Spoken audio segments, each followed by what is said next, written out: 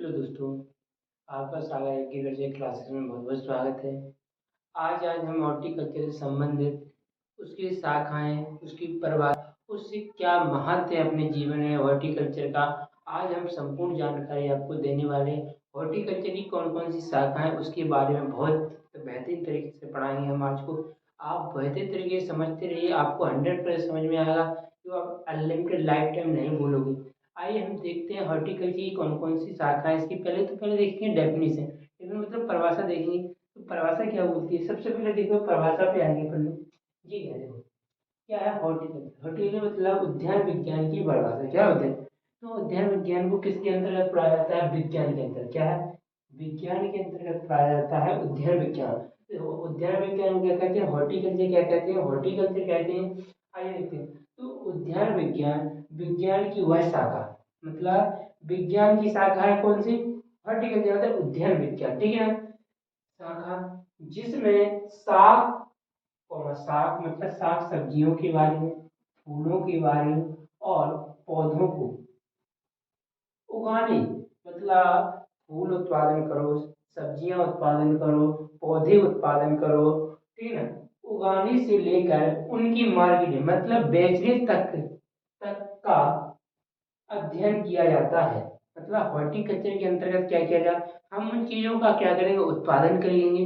उत्पादन करने के बाद उसको हम बेचेंगे, बेचने तक की सभी क्रियाओं का हम अध्ययन करते हैं। उसे क्या कहते हैं, हॉर्टिकल्चर। क्या कहते हैं, हॉर्टिकल्चर। आगे बात समझ में, तो इन सभी चीजों मतलब साग, फूल, पौधे, इन सभी को उगाने से लेकर, मतलब उगाना तो है ही है, लेकिन उनकी मार्केटिंग मतलब बेचना भी है, खरीदना भी है, तक का अध्ययन क्या किया जाता है, क्या इसका हॉर्टिकल्चर के अंतर्गत किया जाता है। इन सभी का अध्ययन क्या है, हॉर्टिकल्चर के अंतर्गत किया। अब देखेंगे हॉर्टिकल्चर की कौन कौन सी शाखा है।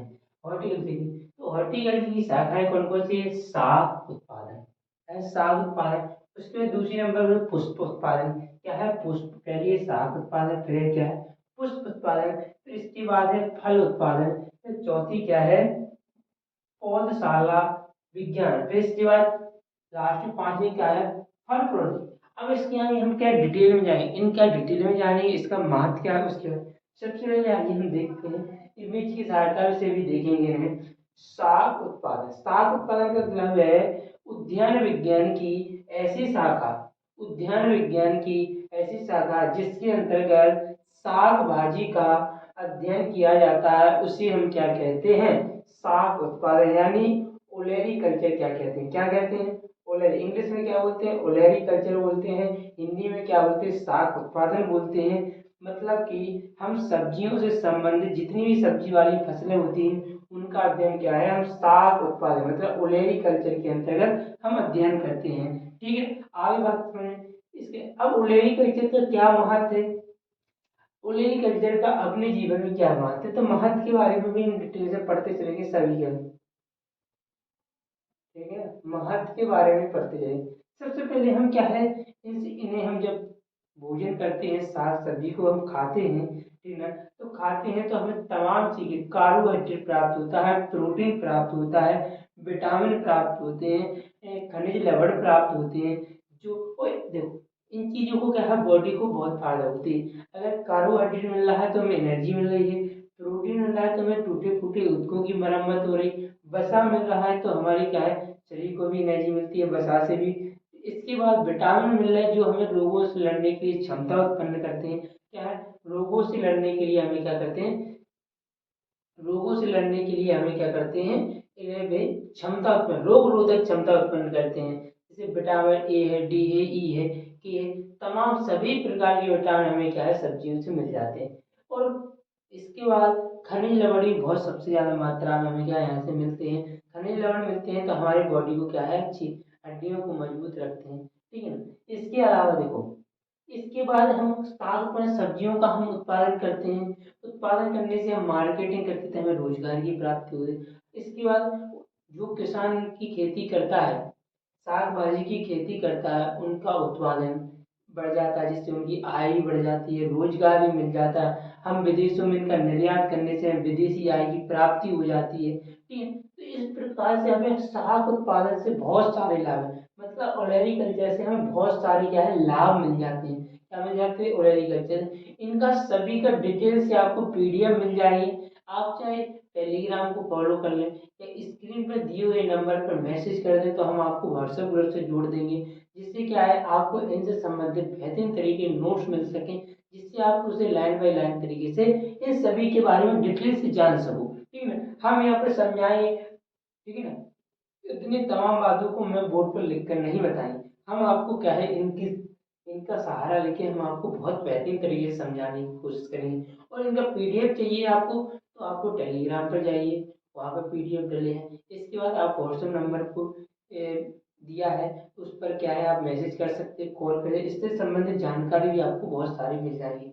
इसके आगे और पढ़ेंगे। इसी प्रकार है पुष्प उत्पादन। क्या है? पुष्प उत्पादन। अब पुष्पों का है बहुत अपने जीवन में, इसकी शाखा क्या है?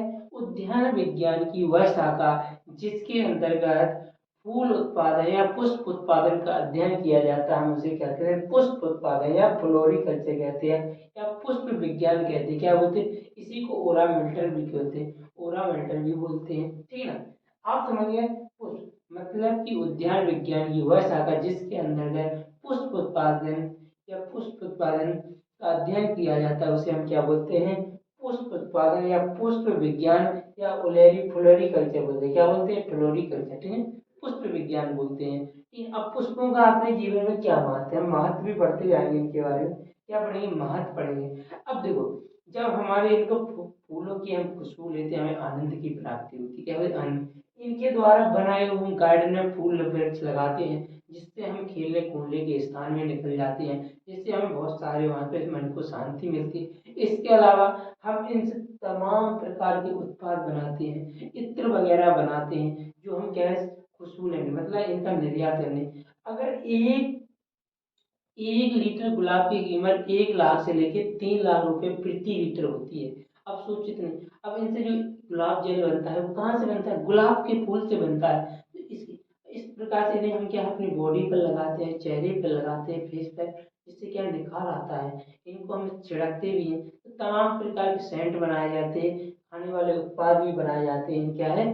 खुशबू से बनाए जाते हैं। इनका इनका निर्यात करने से हमें विदेशी आय की प्राप्ति होती है, लोगों को रोजगार भी मिल जाता है। इससे अधिक अधिक क्या है खेतों में लगाते हैं, महंगे बिकते हैं, जिससे वहाँ पर किसानों की आजीविका अच्छी बन जाती है, उनका विकास होता है। इसके अलावा हम इनका उपयोग क्या है अपने धार्मिक चीजों में, लोगों को क्या है हम किसी भी के पार्टी वगैरह में जाते हैं तो हम पुष्प से उन्हें सम्मानित करते हैं, देवताओं को चढ़ाने के लिए यूज करते हैं, पार्टियों में जैसे घरों को सजाने के लिए इनका यूज करते हैं। तो इनके अपने जीवन में बहुत सारा क्या है पुष्पों का बहुत ज्यादा महत्व है। तो आप समझ सकते हो कि पुष्पों का किस प्रकार अपने जीवन में महत्व है। इसके अलावा हम देखेंगे फल उत्पादन, मतलब फल विज्ञान, उद्यान विज्ञान की वह शाखा जिसके अंतर्गत हम क्या करते हैं?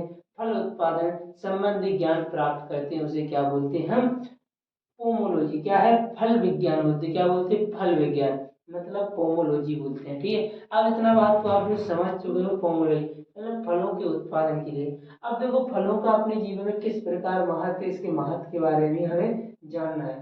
तो महत्व में अब देखो हम क्या सबसे पहले अगर हमें पूर्ण आहार लेना है तो फलों को भी हमें डेली खाना पड़ता है। वो फलों से हमें क्या है एनर्जी मिलती है, शर्करा मिलती है, इसके अलावा उससे बहुत सारे विटामिन मिलते हैं। ठीक है ना? तो हमें यहाँ से बहुत सारी एनर्जी मिल जाती है शरीर को, जो हमें शरीर को तंदुरुस्त करते हैं। तो बहुत सारे यहाँ से लाभ मिल जाते हैं। अब विटामिन मिलते हैं तो विटामिन क्या करते हैं? हमारे शरीर में रोग रोधक क्षमता उत्पन्न करते हैं। इसके अलावा हमें कार्बोहाइड्रेट मिलता है, प्रोटीन मिलता है, शर्करा मिलती है, जो हमारे शरीर को एनर्जी का कार्य करते हैं। इसके अलावा हमें यहाँ पर इनका उत्पादन करने से हमें क्या अधिक से अधिक इनका उत्पादन होता है, जिनका हम निर्यात करते हैं। निर्यात करने से हमें लोग आय की प्राप्ति होती है, राष्ट्रीय आय में वृद्धि होती है, इसके लोगों को रोजगार मिल जाए, तो तमाम प्रकार के यहाँ से क्या है हमें लाभ मिल जाते हैं। ठीक है ना? इसके बाद आती है पौधशाला विज्ञान। पौधशाला विज्ञान क्या है? बहुत ही उपयोगी है, जहाँ जौन वृक्ष में क्या है छोटे बीज होते हैं और क्या है दूर दूर फैसले से लगाए जाते हैं, उन बीजों को हम क्या करते हैं एक क्या है उनकी नर्सरी तौर तैयार करते हैं, जब उनकी 1-2 माह 1.5 माह की क्या है नर्सरी तैयार हो जाती है, तो हम उनको उखाड़ कर हम खेतों में लगा देते हैं। ऐसे को हम क्या है पौधशाला विज्ञान ऐसे नर्सरी हस्बेंड्री बोलते हैं। क्या है नर्सरी हस्बेंड्री, मतलब कि पौधशाला मतलब छोटे छोटे पौधों को उगाकर फिर उनकी क्या है खेतों में वितरण कर देते हैं उन पौधों का, उसे क्या बोलते हैं पौधशाला विज्ञान। इससे पौध तैयार करने से क्या होता है बहुत सारे लाभ है। क्या बहुत सारे लाभ क्या आएंगे, अगर देखो जो अपन डायरेक्ट बीज बोते हैं, छोटे बीज होते हैं दूर लगाने तो उनमें समस्या होती है, इसके बाद उनको उगने में समस्या होती है। ठीक है, दूर दूर लगे रहते हैं, छोटे बीज होते हैं, उनकी सिंचाई करने का खर्चा कम से कम 1 माह का एक खर्चा तमाम प्रकार का खर्चा बच जाता है। एक ये सबसे बड़ा लाभ है।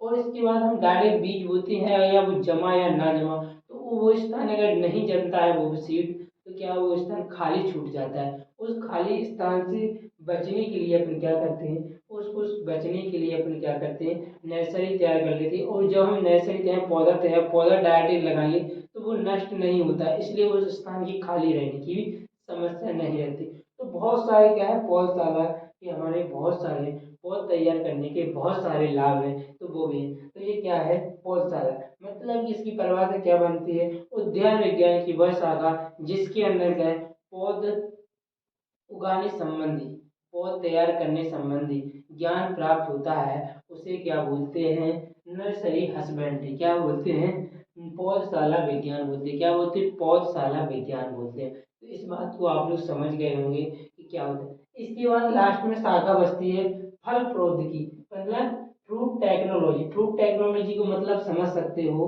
कि टेक्नोलॉजी फ्रूटों के साथ मतलब फलों के साथ इस प्रकार की टेक्नोलॉजी यूज की जाएगी कि मतलब उन्हें क्या है संरक्षित रखा जा सके। क्या है संरक्षित रखा जा सके, मतलब कि जो फल है जैसे मान के चलो टमाटर है, टमाटर को अगर बेमौसमी में रखा जाए सुरक्षित, जिससे क्या है उनकी जैसे मान के चलो आज किसान के पास बहुत सारा क्या है टमाटर उग रहा है, टमाटर उग रहा है तो मार्केट में इकट्ठा जाएगा तो उसमें की क्या है वैल्यू क्या होगी डाउन होगी। क्या है वैल्यू डाउन होगी, तो वैल्यू डाउन ना होने की उसकी सुरक्षा करने के लिए अपन क्या करते हैं ऐसे शीतगृहों का निर्माण करते हैं, ऐसे रसायनों का निर्माण करते हैं जिससे क्या है इन फलों को लंबे टाइम तक सुरक्षित रखा जाए। जब मार्केट में इनकी मांग बढ़ेगी और इनकी वैल्यू बढ़ेगी तो हम इनको मार्केट में उतार देंगे जिससे किसान को अधिक से अधिक लाभ मिल सके। इसलिए इसे क्या है फ्रूट टेक्नोलॉजी कहते हैं। क्या जैसे मान के कोई फसल खराब हो रही, अगर उसे हम फूड टेक्नोलॉजी के तहत हम क्या उसे संरक्षित करते हैं, संरक्षित करने से क्या है वो लंबे टाइम तक सुरक्षित बनी रहती है। क्या है लंबे टाइम तक सुरक्षित बनी रहती है, जिससे क्या है हम किसान अधिक से अधिक लाभ कमा सकता है। जैसे आपने देखो कोल्ड स्टोर में आलू रखे रहते हैं, आलू को क्या है आज उगता है और उसे क्या है हम क्या रखते थे अगले हम 6 माह के लिए कोल्ड स्टोर शीत गृहों में रख देते जिससे वो लंबे टाइम तक सुरक्षित है। जब क्या है मार्केट में आलू की वैल्यू बढ़ती है तो हम शीत गृह से निकाल के उसे मार्केट में उतार देते हैं जिससे किसान को अधिक से अधिक लाभ मिल जाता है और हमारी फसल क्या है लंबे टाइम तक सुरक्षित बनी रहती है। इस प्रकार से हम बहुत हॉर्टिकल्चर मतलब फ्रूट टेक्नोलॉजी से बहुत सारे लाभ है हमारे लिए, बहुत सारे लाभ हैं। ठीक है, खराब होने वाली फसल को सुरक्षित रखा जा सकता है और मार्केट में जिस फसल की वैल्यू कम हो रही है उसकी वैल्यू को बढ़ाने के लिए इससे क्या है अपन उसकी रोक लगाई जा सकती है, वैल्यू गिरने से रोक लगाई जाती है। इसके अलावा लोगों को बहुत सारे रोजगार मिल जाते हैं, कहीं इस टेक्नोलॉजी में इसको काम करने के लिए भी तो लोगों की जरूरत है, उससे भी काम मिल जाते हैं। ठीक है ना, इसके अलावा बहुत सारे किसानों को अतिरिक्त आय भी मिल जाती है, लाभ मिल जाता है। इसलिए फ्रूट टेक्नोलॉजी बहुत सारे लाभ हैं। आप समझ सके होंगे कि फ्रूट टेक्नोलॉजी क्या है, समझिए ना। इसको फलों को सुरक्षित रखना है। अब फलों को सुरक्षित रखें तो किसानों को भी लाभ है, उसके ऊपर काम करने वाले व्यक्तियों को लाभ हो।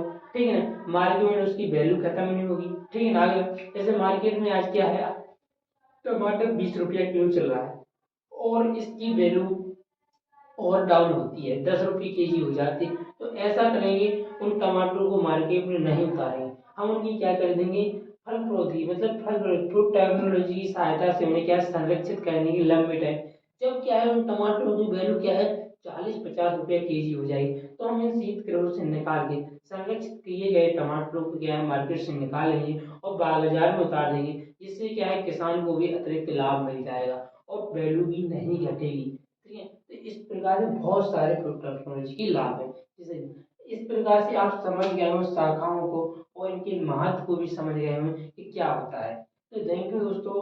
अगर इसका नोट्स चाहिए आपको तो आप टेलीग्राम पे चले जाइए या हमारे स्क्रीन पर दिए हुए व्हाट्सएप नंबर पर मैसेज कीजिए, जिससे हम क्या है आपको जोड़ सकें, क्या है हम अपने व्हाट्सएप ग्रुप से, जिससे आपको इसका पीडीएफ मिल जाए और आपके 100% इस बार क्वेश्चन पूछा जाएगा 15 नंबर में। हाँ, बीएससी में तो आप लोग इसको जरूर बेहतर तरीके से समझें और याद कर लें। एक बार बने दोबारा वीडियो देखें और आपको हमें भरोसा है कि आपको ये वीडियो अवश्य पसंद आई होगी। थैंक यू दोस्तों।